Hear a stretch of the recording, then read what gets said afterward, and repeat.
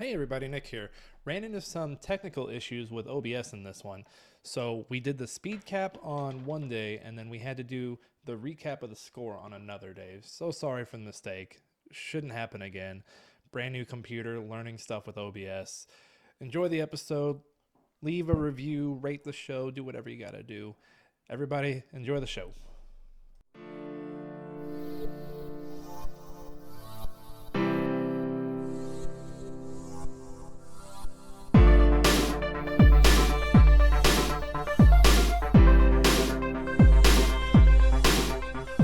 Hey everybody, this is Smashing Game Time. I'm Nick. I'm Josh. That's Josh. And today we are doing the speed cap of Wind Waker. I say we, but really it's me. I'm excited about this one. Josh, how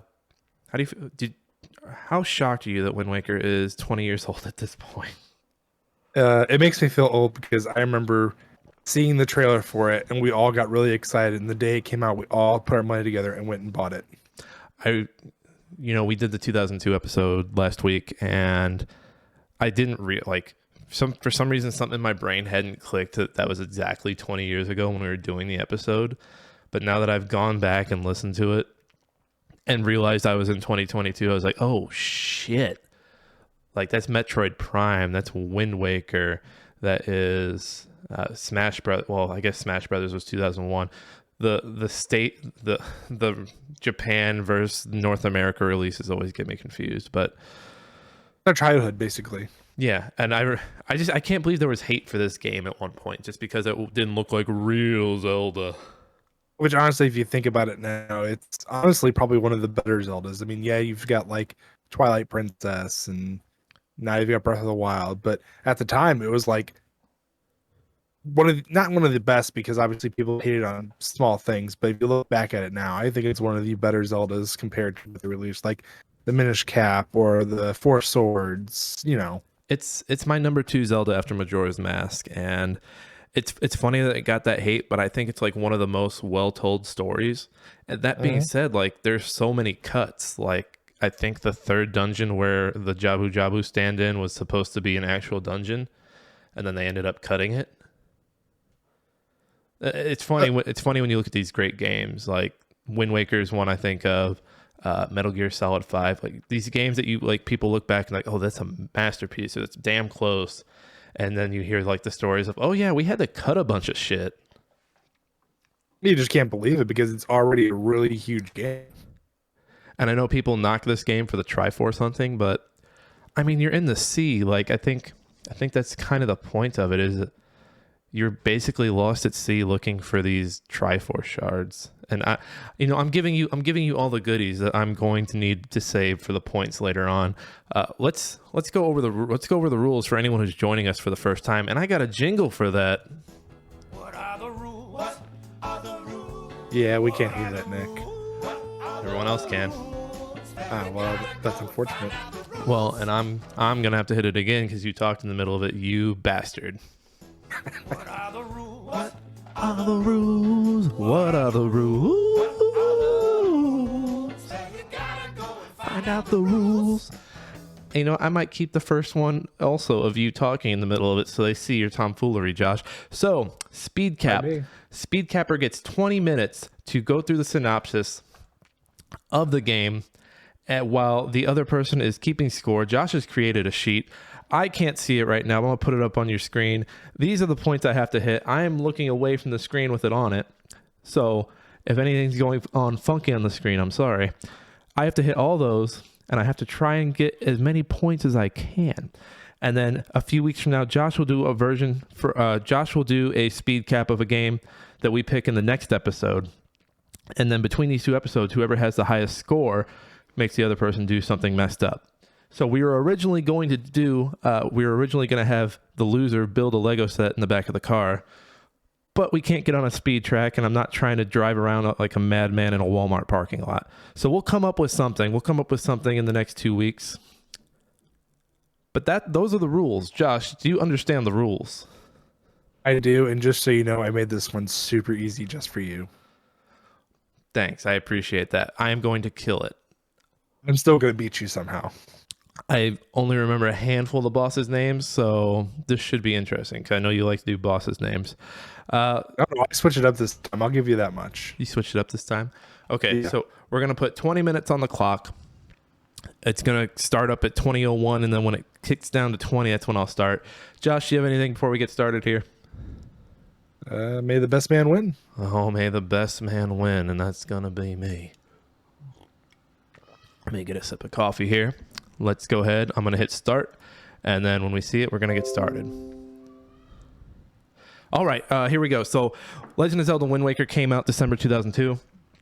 At the start of the game, you get like a back cap, or you get a recap, kind of a speed cap like this, of Ocarina of Time, where Link defeated Ganon, and then he went back to being a kid. And then in that timeline when he was adult, since he was no longer there, Ganon was like the guy in the bushes waving his hands, or like rubbing his hands like, he's gone, we coming. All right, so so Hyrule went into dark times because adult Link was gone and kid Link was doing Majora's Mask type shit. So the world ended up that's it. That's all we know at that point. So fast forward, I think it's like a handful of years later. I think it's like 40, 50, maybe 100, maybe 1,000. I don't know. The timeline's messy. And we're on Outset Island. We're on Outset Island, which is a great name for an island that you start on, just because it's out. Oh God, Nintendo. So you're a young Link. You've got like this cool blue outfit that kind of reminds me of Chris Tucker from Rush Hour 2 when he's got like the Asian decor on him, and he's just very comfortable. I love that outfit he's got on, and Link too. So he's got the orange and the blue. Well, it's the day that he turns the age of the hero of time when he saved the world, the younger version, not the older version. So this island has the tradition of everyone wearing green, that kid wearing a green tunic. Link does that. They're celebrating his birthday when a giant fucking bird flies over, and it's got a blonde girl with it, and he drops it in the woods on the island. Link goes and saves her. Turns out that is Pirate Tetra. She's a pirate that was kidnapped. This blonde girl. Link has a sister named Ariel. She is running to him on the bridge by the forest, oh hey, it's my brother, I love you, oh my goodness, because siblings don't act like that at all. And the bird fucking gangster fucking drives by and just wipes this little blonde girl off the bridge. And it's you know what, looking back, I was 10 at the time. It's a pretty intense scene. And like Link goes to run off like the ledge of a mountain, and Tetra catches him and is like, hey, you fucking dipshit, you can't fucking do that. We're gonna be an explicit episode again, folks, I'm sorry. So Link sets out with the pirates up to the Forbidden Fortress, Forbidden City. It's wherever this bird hangs out. Link gets there. There's a terrible stealth mission. In the first hour of this game, like, people complain about the Triforce hunting. No, this is my least favorite part of this game, because Link gets catapulted into the fortress, drops his sword. You're basically sneaking. You got those dumb little boar guys that, like, if they see you, they go, and then it sets you back like down lower in the fortress. So you eventually get to where Ariel is, and you see all these other blonde girls in there. This bird's got a type. He's kidnapping blonde girls left and right. And the bird's owner, just standing there menacingly, also in a very nice robe that reminds me of Chris Tucker from Rush Hour. Like, he looks over his shoulder, and then the bird fucking yeets you into the ocean. You end up at Windfall Island, where this random fucking talking boat is just like, hey, I saw what happened. You totally went about that the wrong way. And it's the king of red lions, and he's like, yo, fam, we need a sail. So Link goes through Windfall, finds a sail. I forget how he does that. I think there's like an equivalent of a bomber squad on Windfall. You get a sail, and you set off to basically what you have to do is you're collecting the goddess stones. And so you need to collect all three, and this boat's like, hey, if we collect all three, we can go get this sweet ass sword.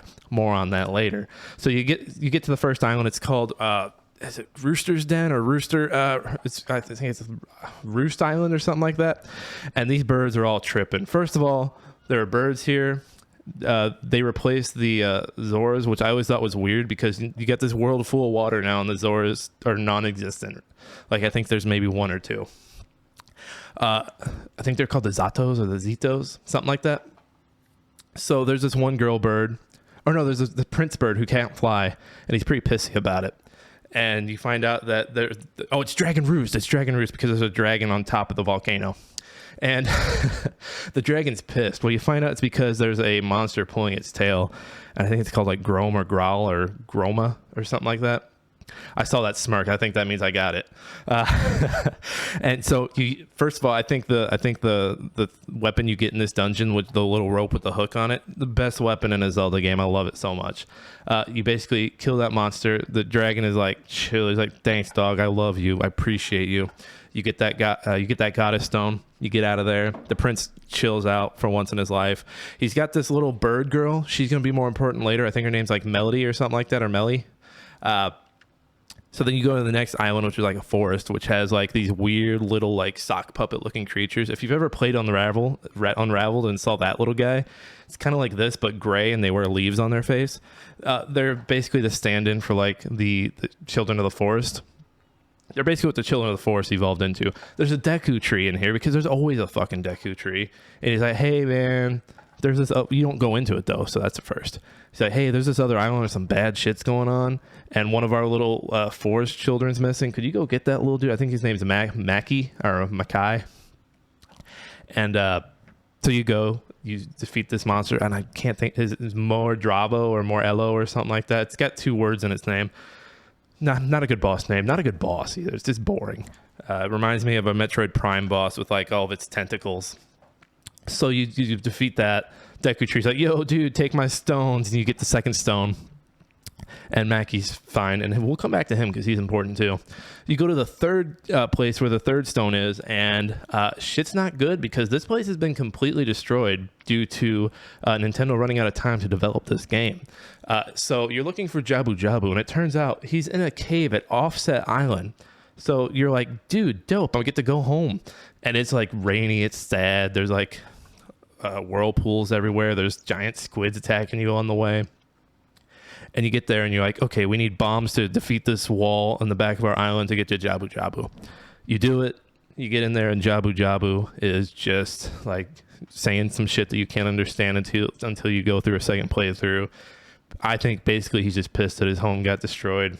He's like, you ain't got time for a dungeon. Here's the third stone. So he gives it to you, and you use the 3. Or they look like little Dragon Balls in this one. They don't really look like the regular stones that they are. You put them on these 3 islands, and like a light bursts, and it almost like fucking yeets Link again. I think it does yeet Link, and he gets picked up by the boat. But it reveals this tower in the middle of the map, in the middle of the ocean. It's the Tower of the Gods. And this is where you're going in. You have to go and defeat this boss. His name's called Godin, which sounds like God Hand. It's basically, this whole dungeon is basically a test to prove yourself. You get through this dungeon. It unlocks like this secret underworld. You go down there and you find this sword that I mentioned earlier, the Master Sword. And the boat's like, yo, man, we can go fuck this Ganon guy up. Oh, yeah, the bad guy, by the way. It was Ganon. It was revealed to be Ganon a while back, but I wanted to be mysterious for you guys.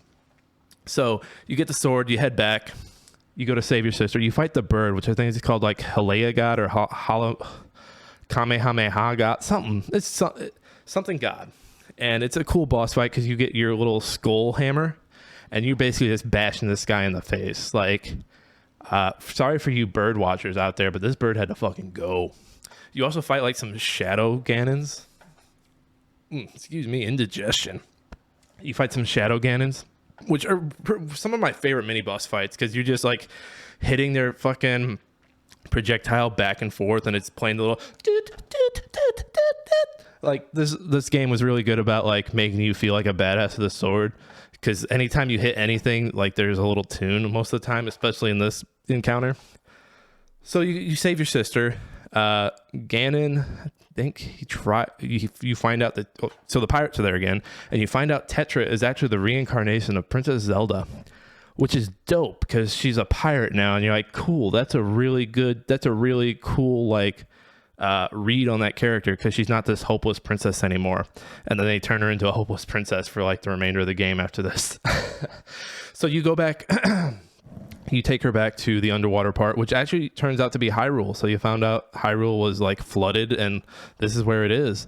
I think it was flooded to save the world from Ganon. And well, now look where they're at. But you take her there. You find out the power of the Master Sword's not at its fullest because Ganon's goons have killed two of the 7 sages from Ocarina of Time. And I think it was the Zora, and I forget what the other one was. But you find out, okay, so we need to find 2 new sages. It turns out you already met the 2 sages. It's Mackay and Melanie. I'm just saying names so I get the point, you guys. I'm trying to get as close as I can. See if Josh is a merciful God. So you go and pick up Bird Girl and you go to her dungeon. Her dungeon's okay because like you carry her and she like flies you, and you fight this boss. I think it's called like Jalalel or Jababel. It's this big ghost. You get your mirror shield. That's how you fight it, and she becomes a sage, and like it's kind of sad because they don't get to see the people in their lives anymore. And she was kind of close with the prince. I mean, he was cute. Who can blame her? And then Makey, you feel less bad for him because he's a weird forest kid. But you get to his dungeon, and I hate his dungeon. And his boss is just a giant worm. I'm not even going to try to remember his name. So you get the 2 sages. You get the power back in your sword, and then you find out you need the Triforce. And this is the part that pisses people off. So you have to so during this whole time you've been collecting maps, and some of them are like this bluish map, and you're like, oh, cool, that must be a really big treasure. No, it's part of the Triforce. So basically you get these maps. You have to go to Tingle, which you either love or hate Tingle. Josh, how do you feel about Tingle? I think I like him in this one more than I did like Majora's Mask. He's more useful. He's less exploitative. Yeah. So you have to go to his island. And plus, you could also play as Tingle in this game a little bit if you had a Game Boy attached to your GameCube. Fun fact. You go to his island. He deciphers the maps. There's 8 shards. If you played this on the Wii U, it's shortened somehow. I don't know how they did it. But you're basically the next 2 or 3 hours of your life are you sailing the open waters and just finding these shards. I forgot to mention the Wind Waker is actually a baton you get. It's like a musical conductor. You get it from like the god of wind or the god of weather. He's a frog on a cloud, and then the other frog on a cloud gives you the fast travel song if you hit him with a bow and arrow during a hurricane. I didn't bring them up because the Wind Waker is really like, yeah, you use to control wind, fast travel, and do other things. But I think the musical part of this game is kind of forgettable. Whereas, the Ocarina was very like, you see an Ocarina, if I like stuck a Wind Waker up your ass, you'd be like, what the fuck you just stick up my ass? So that's the Wind Waker. So I digress. So we got all the Triforces, and now we put it together, and we're going to the castle. We're going back to the castle because it's showtime. This motherfucker Ganon has to go. He has to go. You get down there, and the boat reveals to you, hey, I am the king of Red Lions. I was the actual king of Hyrule. And it makes you think for a minute. You're like, wait a minute. Your kingdom was flooding. You were dying. And this is basically Zelda's dad, if I understand that correctly. You were basically dying. Your daughter's a pirate. And you turn yourself into a boat? Like... You couldn't wish for Ganon to be dead, or maybe train some worthy soldiers to fight Ganon. But no, I think I'm gonna be a talking boat, and it's the dumbest thing. But so he's like, yeah, I'm a person, by the way. So you're down there, you're going through this last dungeon. You fight another Shadow Ganon again, cool fight, and you get there and you get to the final boss fight, and you fight Puppet Ganon. And I think this was a pretty tough fight, if I'm remembering correctly. Like, I remember struggling with it. And then so you defeat Puppet Ganon. Zelda doesn't look like a pirate anymore. She looks like a regular old Zelda, and she's got a light bow because that's one of the upgrades you never got. No light bow for you in this game. It probably got cut. So you're fighting him, and it's just like. So the reason people hate this one hate the art direction of Wind Waker is because Nintendo did like a little slice of like what a Link Ganon fight would look like if it were done like mature graphics like Ocarina of Time, and it looked cool, and people were like, yeah, this is ballin'. This fight is so freaking cool. So all 3 Triforces are like reunited, and Ganon tries to use it to wish for like some ultimate power or immortality or something. I don't know. Bad guys are all the same. They all want the same thing, and it's sick. And then the King of Red Lions is like, I'm not only a boat, I can make wishes too. And he wishes to flood Hyrule again and flood the evil. So the ocean is pouring back down onto you. Zelda's like, I'm going to shoot him with this bow. You go ahead and stab him. You poke him a few times with that sword of yours. And you start fighting, and things are getting crazy. Things are getting wild. The water's all around you. And you're starting to win the fight. And then in the last triumphant moment of the game, which makes you, it's the ultimate power thing. Like if you're playing this and you did this moment, you're like, I'm a fucking badass. Link stabs the Master Sword into Ganon's head. And it stays there, and Ganon starts to turn to stone. He's just like, if you're listening to audio, jump over to the video and look at my face. It's like, and so Ganon's defeated, and yeah, the sword's gone, and everyone floats back to the surface. Everyone is safe. Link is back at Offset Island talking to his family, and he's like, yo, guys, that was dope. I'm going to go do more adventures. His sister is sad, but Link still has the King of Red Lions. Tetra lets him travel along with his extra boat, even though there's obviously room in the boat for King of Red Lions, and Link could have been on the big boat, but whatever. And then so they set out and go have adventures in Spirit Tracks. And that is where Wind Waker ends. Time. That wasn't bad. Are you disappointed? I am actually a little disappointed. What? I think I hit all the marks. You, for the most part, you did, but there's a lot, only half points I have to give you. A lot. Oh my god. I'm torn on the first one, so let me think while I'm adding the rest of them up. I'm just going to let the timer run out on the screen, but we finished, you guys. I can't find the app to make it stop. Make it stop.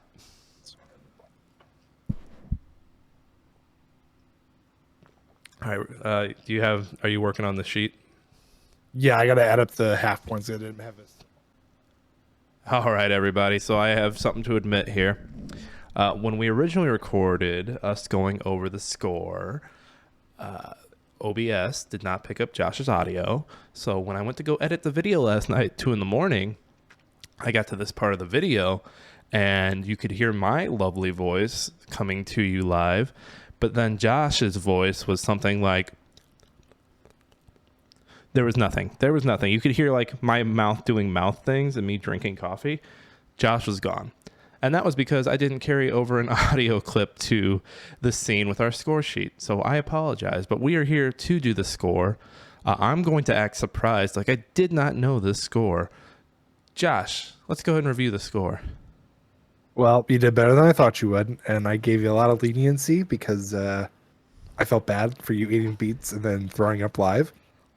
So you were very kind whenever I had a beef with you when we were going over the scorecard, because you were like, I didn't count it because of this. I was like, well, I gave you half credit. It wasn't like I didn't count it. I just was like, no, I'm only going to give you half credit. And you're like, well, technically. And I'm like, whatever. I was throwing a word around a lot in the original recording. Semantics, Josh. It's semantics. Semantics, Joshua. Whatever. Well, okay. Anyway, so we'll go from the top. So all in all, you did better than I thought you would. And that was even before me being like, okay, technically, I guess he did get it, so I'll give it to him.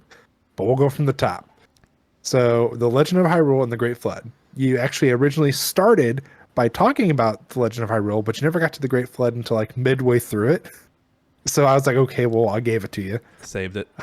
Saved it for the end. I wanted to be dramatic. Right. So I was like, okay, you gave me Outset Island is home to Link.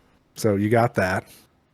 You did talk about Link becoming of age, and on the island offset, when you become of a certain age, you're given like the ceremonial green outfit of the Hero of Time, and you're supposed to wear it on your day. So Nick did get that right. Which, looking back, Link was your boy was the only person wearing it. I never saw anyone else wearing it except for like Tingle, but his was creepy. Well, I mean, I think you're only supposed to wear it the day of your birthday, and like let's face it, there's like only 4 kids on the island, which is a little worrisome because it's like, okay, so like 2 adults and 4 kids. This population I think there's a little bit of incest here. All right, then from there, you did not get this one. Link's young sister Ariel. Is it Ariel? Yeah, Ariel. gives Link a telescope for his birthday, which he then, as he's looking out through the telescope, notices the giant bird, or the Helmarek King. I don't know how to pronounce it, so I'm going to butcher that. Helmarok King, something like that. Something like that, yeah. So you didn't get that, but you did save yourself by saying that, Tetra falls from the king, and Link saves her, but Ariel gets kidnapped in response. Okay. And I will remind everyone who's listening on audio that we do have a PDF of this up if you want to follow along. If you're watching video and you can't see this, if it's too small, we do also have a PDF up for you guys. So just a heads up on that. Going forward, we did talk about Link going into the Forsaken Fortress, but you didn't call it the Forsaken Fortress. I called it like the Forbidden Fortress or something like that. It was so close. I knew it was FF. So, but you did say that he goes in to save his sister, so you did get half credit for that one. Good. From there, Link is hurled into the sea and meets the talking boat King of Red Lions, which, if you look at the PDF, it says Ode, because I can't type. So you did get that. Gave you credit for that one. Link must search for the 3 goddess pearls and is given the Wind Waker in order to travel. Again, goddess pearls. I came back late on the Wind Waker, and I think I was calling them stones the whole time. Yeah, you kept calling them stones, and you didn't bring a Wind Waker until almost the very end. Oh, hey, by the way, the reason it's called Wind Waker. What a coinkydink. Ooh. And then from there, I got a little technical. I wanted Nick to explain who is like the deity that protects the pearls. So you have Valu, who protects Din's pearl. I didn't get that one. I said the dragon. Yeah, but that's not the name. It's Valu. I know. The Great Deku Tree with Ferrari's pearl. To be fair, I called him the Deku Tree, but to each their own. To each their own. I don't think he's that great, but whatever. And then it's Jaboon with Nairu's pearl, which you kept saying Jabu. He came from an egg and a fish sperm that was from Jabu. Yeah, they're family. They're family. But then you came back around and you saved yourself by mentioning Tower of Gods and Master Sword, which Tower of Gods is the tower that emerges when you put all 3 pearls in their respective spots. Link is then flung to the Tower of Gods, basically, and you ascend it, fight a guy, and get the Master Sword, basically. I mean, the Master Sword in any Zelda game, it's basically a free space on my bingo sheet. Exactly. From there, you did talk about how when you're in the ruins, you find out that it's Hyrule that was flooded. You find out that Tetra is like the reincarnation, or is like it's like a further generation of Princess Zelda. And you find out that the Red King is Hyrule's king, which you did not mention until almost the very end. Still came back and got it. It was one of those things where you got to the end of the test and you're like, oh, I left a few of those things blank. Let me go back and do like a quick run around. Like, oh yeah, I forgot to mention this, and this. Yep, I had time. Okay, so from there, Link must gather the pieces of the Triforce of Courage and reawaken the Master Sword. You did mention reawaken the Master Sword, but once again, the pieces of the Triforce, almost to the very end, you didn't bring up. So I willfully disagree, because I mentioned both stages. Oh, you didn't. You did that. You have to get both stages to reawaken the Master Sword. We talked about this. Yeah, I know. But you did not bring up the Link's quest for the Triforce. Actually, technically, you did mention it in the beginning, hunting Triforce, but you never explicitly stated until the very end. Moving on. Link has Maker and Bedley become the new sages of Wind and Earth. Nick originally was like, he knew that he got the names, but he did not mention which sages. Like I think he said like fire and water or something. I wish they would have had it be 3 sages. And then I could have made like an Earth, Wind, and Fire reference and broke out into September. Oh God, that would have been moving on. Nintendo. Nick did not mention that the Red Lion proclaims Link as the hero of Wind. That was my one. I thought he would get for sure. Such a dumb title. It is, but it goes with like you have the hero of time, so like hero of Wind. Okay, but the hero of time. So the hero of time did his thing, and then continue to do hero of time stuff. This Link did Hero of Wind stuff, and then went on and played on a fucking train set. And played with a Minish cap. I think this is the same Link played with a cap that made him small. I don't think so. I think he's only the Phantom tracks. That's the only other thing he did. Oh, the Spirit tracks and the Phantom Hourglass? Or Spirit tracks.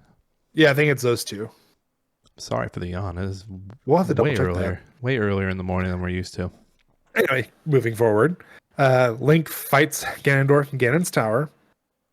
And I didn't properly write this on here, so it sounds like Link steals it, but really Ganondorf steals the Triforce of Courage and Wisdom to assemble the whole Triforce. Son of a bitch.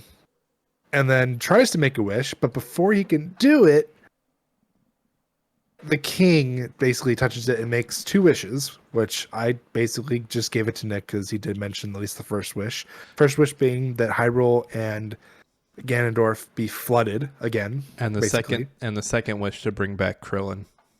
No, Krillin's still dead. He wished that Link and Tetra have hope for the new world, basically, like be able to essentially find land for the people of the new people of Hyrule to live and prosper on. And then of course we got the most badass moment of the whole entire game. Link and Zelda fighting Ganondorf, and Link then swiftly stabs Ganondorf in the face. In the face. And then I believe he turns to stone and stays that way with this Master Sword still embedded into his head. Yeah, remember my face yesterday or Friday or Saturday? Whatever day it was, yeah. And then from there, at the very end, we see Link sailing away with Tetra and her crew to search for new land, guided by the wind, which then leads to the Spirit track, or then that one is the next one. All right. Which Nick's correctly said there's no wind. All right, Teach. What was my final score? All right. So you had 14 completely correct answers. Nice. And then you had no, I'm sorry.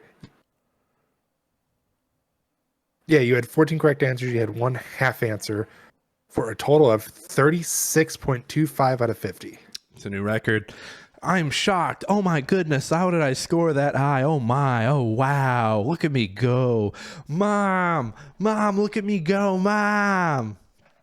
Don't worry. I'll be doing still better than you, and I will make you do the punishment. Hold on. I just peeled out all over my previous record. Hold on. Let me peel out over it.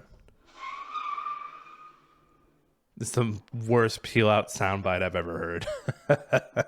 It's a good thing I can't hear it. It's a good thing you can't hear it. Well, Josh, we don't know the punishment yet, but you best be careful because that's going to be hard to beat. And whatever game you end up doing, I'm going to make that shit tough. Oh, I just swore it again, didn't I? Oh, well. There was already swearing at the beginning of this episode, Josh.